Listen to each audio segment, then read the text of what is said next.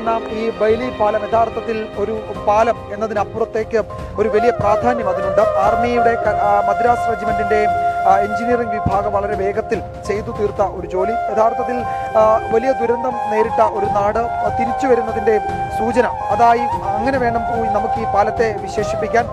രണ്ട് മേഖലകളെ തമ്മിൽ ബന്ധിപ്പിക്കുക മാത്രമല്ല ഈ പാലം ചെയ്യുന്നത്, തിരിച്ചുവരവിനുള്ള ത്രാണിയുണ്ട്, ശേഷിയുണ്ട് എന്ന് ഈ നാട് ഈ പാലം നിർമ്മാണത്തിലൂടെ തെളിയിക്കുകയാണ്. ഇവിടേക്ക് നിത്യസഹായം എത്തിക്കാം, ആംബുലൻസുകൾ കൊണ്ടുപോകാം, യന്ത്രസാമഗ്രികൾ കൊണ്ടുപോകാം. അങ്ങനെ രക്ഷാദൗത്യത്തിന് മുണ്ടക്കയിലൊക്കെ നടക്കുന്ന രക്ഷാദൗത്യത്തിന് വളരെ നിർണായകമാകും ഈ പാലം എന്നതിൽ